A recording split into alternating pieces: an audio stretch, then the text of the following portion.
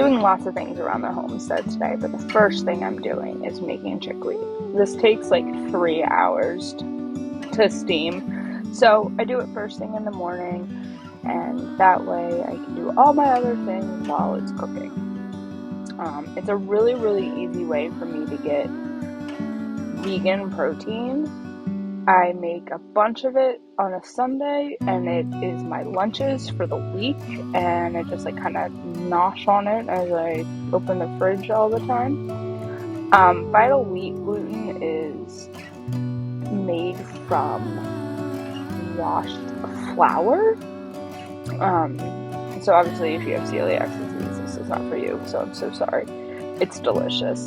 But it takes on the texture and kind of consistency that is associated with animal products. It gets a little stringy, and the longer you blend it, which is what I'm doing here, it gets shreddier. So once it's been in the blender, it goes from this texture to like a doughy, and it's kind of warm.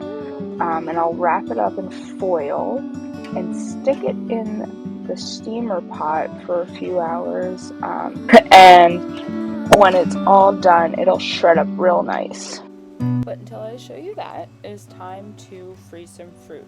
I got these bananas real cheap, and I sliced them up and mixed them up with some fruit I already had in the freezer. I'm putting these into individual bags and then vacuum sealing them. So now I have smoothie packs whenever I don't feel like making breakfast, which is pretty much every day of the week. I got this vacuum sealer off of Facebook Marketplace for like $20. I highly recommend you do that if you're interested in getting one of them. They're pretty pricey, brand new, but there's tons of them on Marketplace.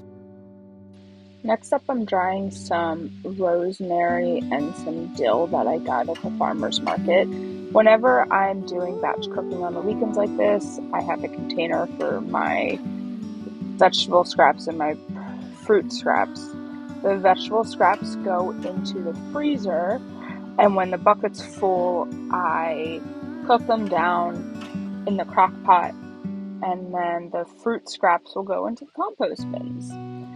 This is a really great way to avoid the flavorless spices in the grocery store. So it does take a few hours for them to dry.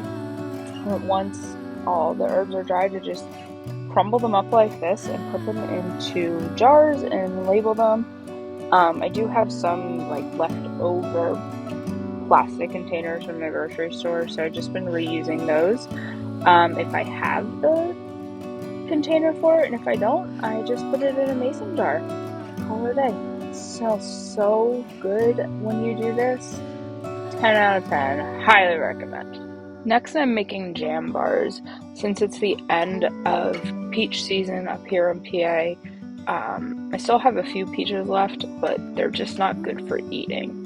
So what I do is just puree them up with a little bit of sugar, let it cook down, and then while it cools, I will go ahead and I will make the oatmeal base that I kind of hodgepodge together from the recipe that my mom made when I was a kid.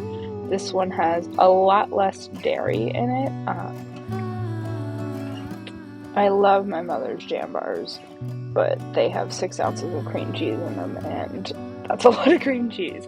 So I adapted it, and I put some local honey in it to get a little bit of allergy support as well. And it really tastes exactly the same.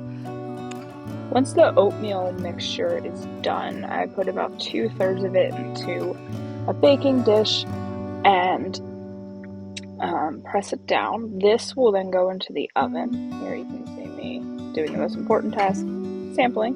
So this goes into the oven and bakes, and then I put the jelly that I just made on top, smother it around, and crumble the rest of the mixture on top. and then put it back into the oven. You can do this with any type of jelly you want, or apple butter even, and it'd be a great alternative to the cereal bars that you can buy in the grocery store. It's not a day in the kitchen until I've been distracted by my neighbor's cows. So here you go. Enjoy. They're adorable. So the chickweed's done, and so was everything else that I was doing around the kitchen. It's cool enough that I can touch it, get it out of these hot foil packs, and let it cool down a little bit more before I start to shred. Thanks for watching me cook. Enjoy this doggy dance break.